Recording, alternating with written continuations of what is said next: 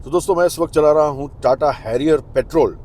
ठीक सुना आपने, टाटा हैरियर में पेट्रोल इंजन आ चुका है, जो हम काफ़ी समय से इंतज़ार कर रहे हैं और सुन रहे हैं कि हैरियर में भी पेट्रोल आएगा आएगा।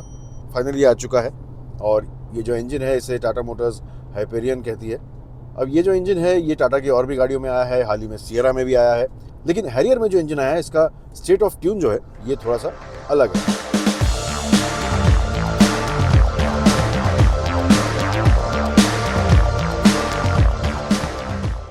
इसमें पावर थोड़ा सा ज़्यादा है, टॉर्क थोड़ा ज़्यादा है और रिफाइनमेंट में भी काफ़ी काम किया गया है इसमें। सबसे पहले बता दूं कि इसमें जो पावर प्रोड्यूस होता है ये 170 PS का है और इसमें 280 Nm का टॉर्क है। इसमें आपको मैनुअल और ऑटोमेटिक ये दोनों ऑप्शंस मिलते हैं जो आपको सियरा में नहीं मिलते हैं। सियरा में जो मैनुअल आता है पेट्रोल में वो सिर्फ नेचुरली एस्पिरेटेड में आता है, लेकिन इसमें जो हाइपेरियन है which is a turbo petrol उसमें भी आपको मैनुअल ट्रांसमिशन का ऑप्शन मिलेगा। प्लस इसमें जो ऑटोमेटिक ट्रांसमिशन है ये एक नया ट्रांसमिशन है which is developed by Aisin of Japan. तो जापानीज टेक्नोलॉजी अब आ चुकी है इन टाटा हैरियर। और ये आइसिन जो कंपनी है ये वही कंपनी है जो महिंद्रा को भी ऑफकोर्स गियरबॉक्स सप्लाई करती है। एंड महिंद्रा की भी गाड़ियों में जो गियरबॉक्स आता है वो आइसिन का आता है और वो अब टाटा में भी आ रहा है।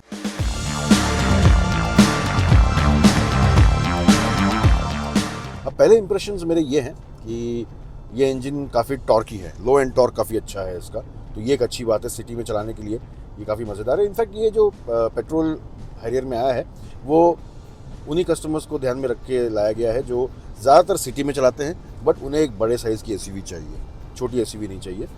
वो सारा कुछ चाहिए लेकिन सिटी ड्राइवेबिलिटी ईजी चाहिए, थोड़ी गाड़ी हल्की चाहिए, प्लस इनको कॉम्प्रोमाइज़ नहीं करना है फ्यूल एफिशिएंसी पे। ऑफकोर्स ये तो सारे हम लोग सब चाहते हैं कि पेट्रोल अगर आप गाड़ी ले भी रहे हैं एसयूवी तो आपको माइलेज अच्छा मिलना चाहिए, और यही एक सबसे बड़ा डेटरेंट भी था लोगों को पेट्रोल बड़ी एसयूवी में पेट्रोल इंजन लाना। बट टाटा मोटर्स ने हाइपेरियन पे काफ़ी काम किया हुआ है, काफ़ी नए टेक्नोलॉजीज़ लाए हैं जिसकी वजह से परफॉर्मेंस भी अच्छा हो जाता है and the fuel efficiency is also good. तो माइलेज की जब बात करें तो आपको ओवरऑल अराउंड 13 किलोमीटर्स पर लीटर एक्सपेक्ट कर सकते हैं। हाईवेज़ पे ये आपको 15 to 17 किलोमीटर्स का माइलेज दे देगा किलोमीटर पर लीटर का, और सिटी में अगर आप चला रहे हैं इन हैवी ट्रैफिक कंडीशंस तो 9 to 10 किलोमीटर्स या 9 to 11 किलोमीटर्स पर लीटर का आप एक्सपेक्ट कर सकते हैं। ऑफकोर्स ये वेरी करेगा आपके ड्राइविंग स्टाइल पे, ट्रैफिक कंडीशंस पे, ये सारी चीज़ों पे, बट एक बॉल पार्क फिगर की बात करें तो इतना माइलेज आप एक्सपेक्ट कर सकते हैं। So this is pretty fuel efficient, यहाँ पे मुझे कोई दिक्कत नज़र नहीं आई। ये इंजन काफ़ी रिफाइंड भी लगता है चलाने में। परफॉर्मेंस जैसे मैंने बोला ये इसका हॉलमार्क है, it is a quick engine, low and torque भी आपको बहुत अच्छा मिलेगा। तो आप डीजल को मिस नहीं करेंगे, जो डीजल का एक लो एंड टॉर्क होता है जो ज़्यादातर लोगों को पसंद आता है वो आपको इसमें ज़रूर मिलेगा। That is a good thing, ये मुझे भी काफ़ी पसंद आया है और काफ़ी क्विक एक्सीलरेशन भी है इसका। अब इस इंजन में टाटा मोटर्स ने काफ़ी टेक्नोलॉजीज़ का यूज़ किया गया है जैसे मैंने पहले कहा, और कुछ पेटेंटेड टेक्नोलॉजीज़ भी हैं, और वो ऐसे टेक्नोलॉजीज़ हैं जिससे कि एंटायर जो फ्रिक्शन होता है इंजन में वो रिड्यूस हो जाता है, जो कंबशन है वो बेटर हो जाता है, जो फ्यूल बर्निंग है वो और ज़्यादा अच्छी होती है। तो इसकी वजह से क्या होता है कि आपको फ्यूल एफिशिएंसी भी अच्छी मिलती है, प्लस जो एमिशंस हैं ये भी लो हो जाते हैं। तो ओवरऑल मेरे ख्याल से इसीलिए इतना समय भी लगा है टाटा मोटर्स को ये इंजन लाने में, क्योंकि they were working on it and trying to make it even better, और वो दिख भी रहा है। चलने में ये इंजन काफ़ी अच्छा लग रहा है मुझे, कोई दिक्कत नहीं है, पावर की कमी महसूस नहीं हो रही है, it is quite good. And जो गियरबॉक्स है इसका भी जो रिस्पॉन्स है ये काफ़ी अच्छा है, लैग इसमें बिल्कुल नहीं है, you know that rubber band effect जो जिसे कहते हैं लोग वो बिल्कुल नहीं है। It is a pretty quick shifting gear, तो वहाँ पे परफॉर्मेंस के एरिया में मुझे कोई भी दिक्कत इसमें महसूस नहीं हो रही। It's a pretty good engine. NVH की बात करें तो of course overall NVH Harrier safari दोनों में अच्छा हो चुका है। बाहर की आवाज़ बहुत कम आती है।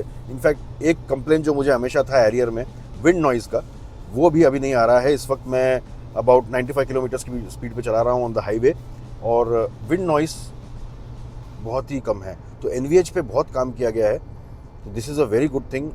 इंजन लेकिन फिर भी थोड़ा सा नॉइजी है, नॉइजी इन द सेंस वो इरिटेटिंग वाली नॉइज़ नहीं है, but you can hear the engine in the cabin, specially आप जब हाई रेव करें, जैसे कि मैं अभी स्पोर्ट मोड में हूँ और मैं अभी रेव करूँ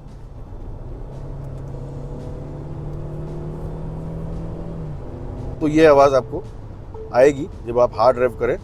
बट ये ऑफकोर्स एक थोड़ा सा स्पोर्टी नोट भी है इस इंजन को, तो इतना डिस्टर्बिंग नहीं है, but yes it is not very silent जैसे कि और भी कुछ मैक्सी गाड़ियों में आते हैं, उतना बहुत ज़्यादा साइलेंट इंजन नहीं है।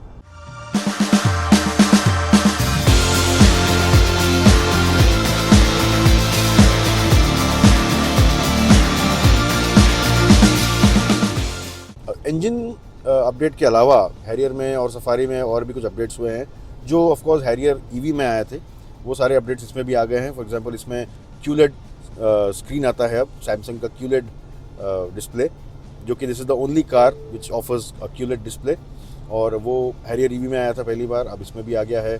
और उसी के साथ साथ इसमें जो ऑडियो सिस्टम है ये JBL का 10 स्पीकर सराउंड सिस्टम है, और इसमें आपको डॉल्बी एटमॉस भी मिलेगा। इसके अलावा इसमें आपको रेयर व्यू मिरर मिलेगा, इलेक्ट्रॉनिक रेयर व्यू मिरर, जिससे कि आप पीछे का व्यू देख सकते हैं वाया अ कैमरा। अब हैरियर में जो फ्रंट सीट्स हैं ये इलेक्ट्रिकली ऑपरेटेड हैं, और इसमें नया फीचर ये आया है कि अगर आप मेमोरी सेटिंग में जाएं और मेमोरी पे आपने अगर अलग अलग सेटिंग्स की हुई है तो जो आप सिलेक्ट करें सीट, और वो जिस तरह से एडजस्ट होगा उस तरह से आपके मिरर्स भी एडजस्ट होंगे, यानी कि ORVM जो है ये आपके सीट के हिसाब से ही एडजस्ट होगा। प्लस अगर आप रिवर्स गियर लगाएं तो इसके मिरर्स नीचे की तरफ टिल्ट हो जाते हैं, आपको पीछे का व्यू अच्छा दिखता है नीचे का।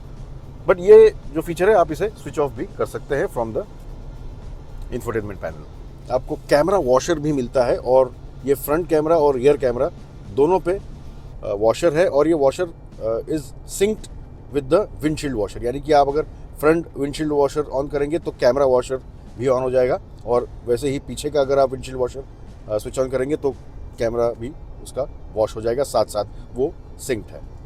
इंटीरियर्स में भी आप देखें तो कुछ चेंजेस इसमें हुए हैं। लाइट कलर्स का यूज़ काफ़ी हुआ है हैरियर में। यहाँ पे अगर देखें तो वुडन फिनिश आपको मिल जाएगी, प्लस यहाँ पे ब्राउन कलर का टॉप मिल जाएगा डैशबोर्ड का। यहाँ पे लाइट कलर्स का इस्तेमाल काफ़ी किया गया है। एंड अपार्ट फ्रॉम दैट यहाँ पे आपको 65 वॉट्स का फास्ट चार्जिंग मिल जाता है apart from the wireless charger.